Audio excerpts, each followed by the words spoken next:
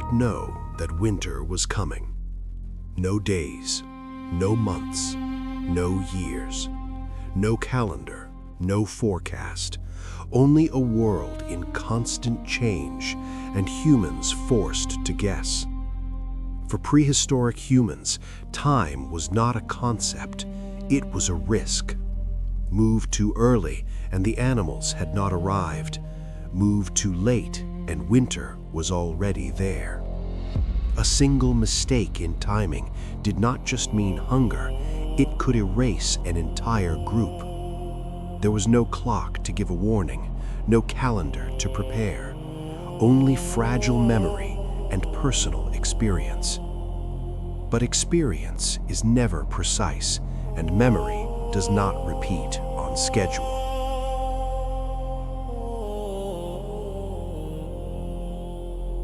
So how did ancient humans know when to stay and when to leave?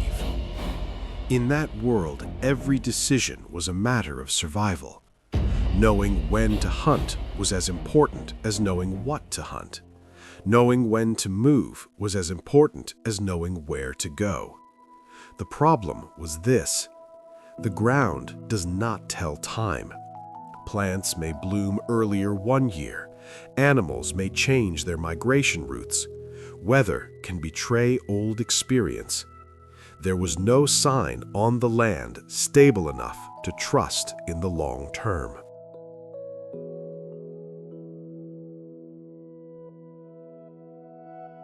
If the ground could not be trusted, where else could humans look? And from that survival question, one repeated action appears in every ancient culture. Humans looked up, not out of curiosity, not out of admiration, but because they needed to survive.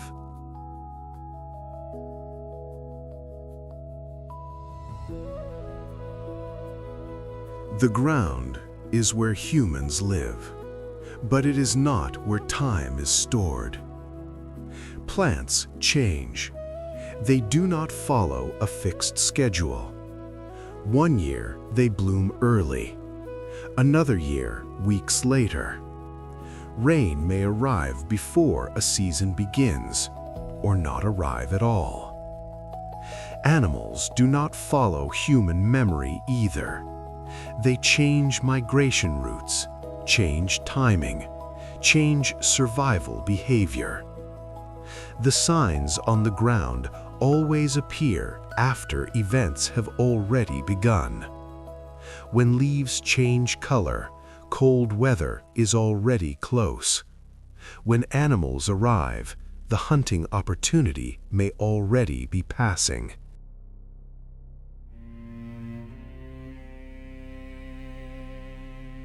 Realizing too late can be just as dangerous as not realizing anything at all. Humans can remember, but memory is never perfectly precise. One year's experience does not guarantee the next. One person's experience is not enough for an entire group. And in a world where a difference of weeks can decide survival, instability becomes a threat.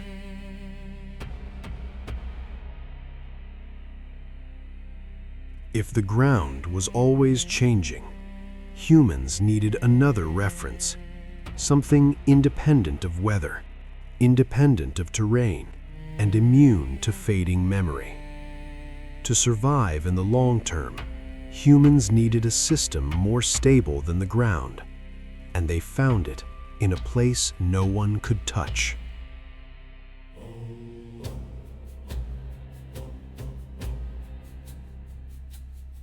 If the ground could not tell humans when, what in this world repeated itself on time?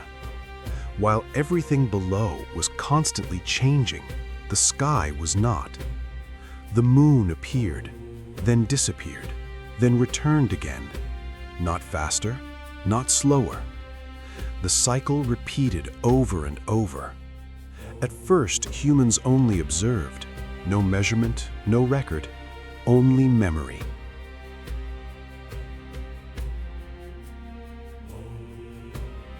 Could remembering the movements of the sky allow humans to anticipate the future? Gradually, a connection formed. When the moon was full, nights became brighter for hunting. As the sun shifted its rising point on the horizon, the weather began to change. Familiar stars vanished from the night sky, then returned at the same time each year. This was not coincidence. The sky was the only system ancient humans could rely on in an unstable world.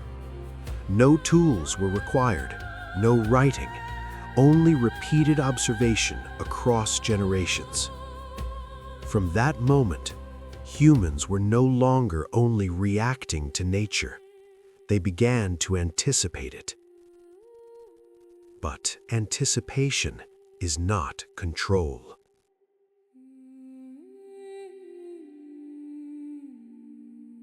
If the sky could signal what was coming, could those signals be turned into a system? The sky was not yet a calendar, but it had become the first clock.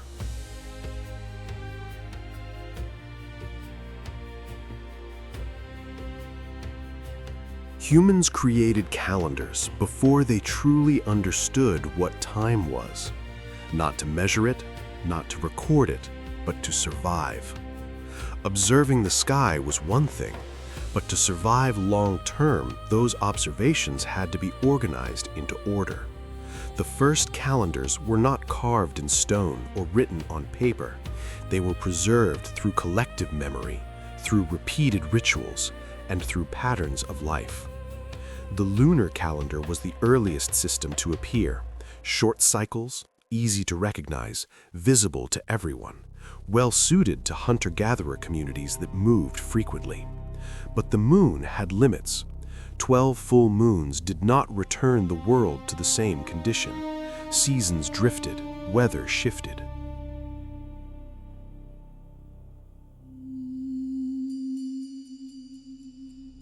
What happens when a calendar no longer matches reality? Gradually, humans turned to the sun, not because it was simpler, but because it was more precise. The sun returned to the same position on the horizon after a longer cycle. Planting seasons, hunting cycles, migration patterns, vital activities began to align. In many regions, the two systems were combined. The moon to count shorter time, the sun to anchor longer seasons. Hybrid calendars emerged, not from theory, but from survival needs.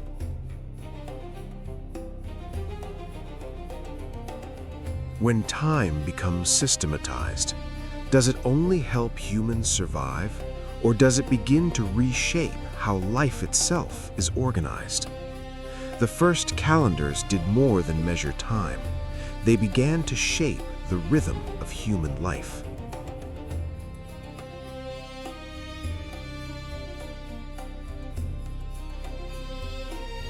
Time did more than help humans survive. It began to organize society. When calendars emerged, not everyone understood time in the same way. Some people only saw the moon rise and set. Others knew when it would return. That difference created power. Those who understood cycles became leaders, not because they were stronger, but because they knew in advance. They knew when animals would migrate, when seasons would change, when a decision could not be delayed. In a world where timing determined survival, knowledge of time became an advantage no weapon could replace.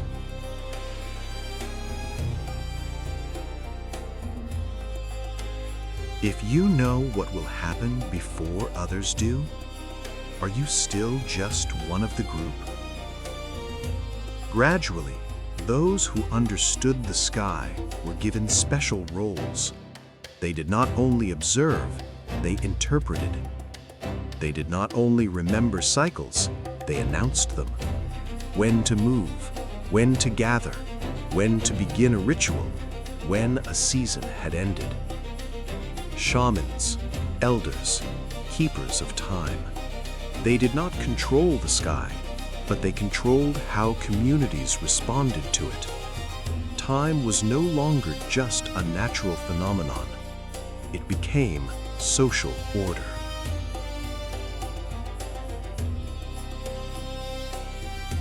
The question was no longer how humans measured time, but who had the authority to define what time meant. From this moment on, astronomy was no longer only observation. It became a foundation of early human organization and power. For the first time, power became linked to understanding the sky.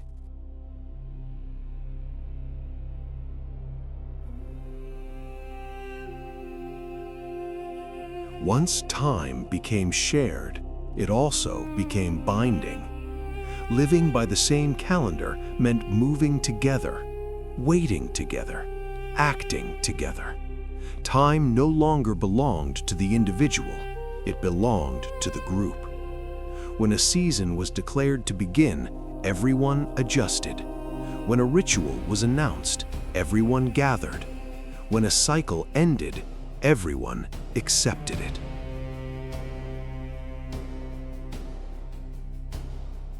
What happens to freedom when life must follow the same rhythm? For hunter-gatherers, movement had once meant flexibility. Leaving was always an option. But a shared calendar changes that. If the group stays, the individual stays. If the cycle demands waiting, waiting becomes mandatory. Stability increases, but choice narrows. Time becomes an invisible rule, not enforced by force, but by necessity.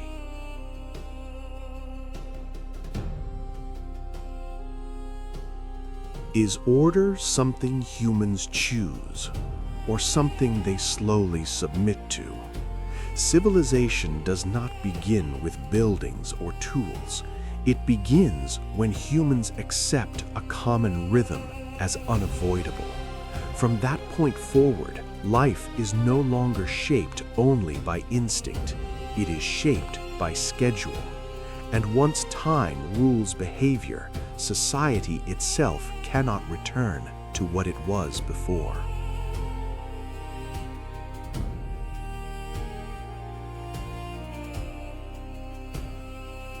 If time once shaped how humans lived, it also left traces behind. Not in words, not in memory, but in stone. Across the world, ancient structures share a common feature. They were not built only for shelter.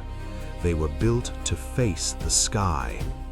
Stonehenge, massive stones arranged with precision. On specific days of the year, the sun rises directly along the central axis. Not early, not late.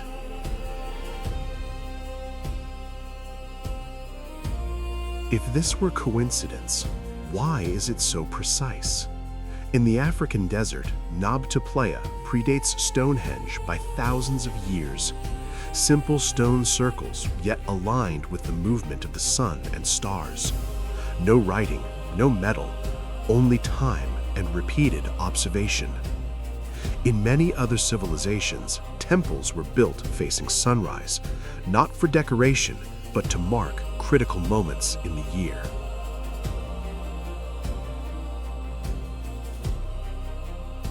If this were coincidence, what caused communities separated by thousands of kilometers to choose the same direction to face?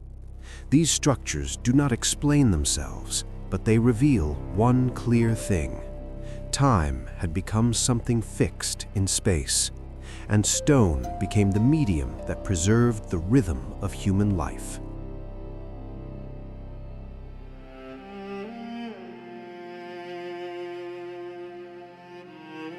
We measure time, but when did time begin to shape who we are? To this day, No ancient civilization has left a complete explanation of what they truly thought when they looked at the sky. No clear texts, no declarations, only stone and precise alignments repeated across thousands of years.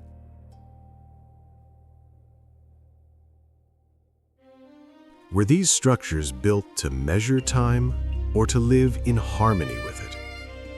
We often assume civilization begins when humans control nature, but the traces left behind suggest another possibility. Perhaps before humans learned to control the world, they learned to listen to it, to listen to rhythm, to cycles, to repetition. Time was not invented in a laboratory. It was recognized in the night sky through generations of observation.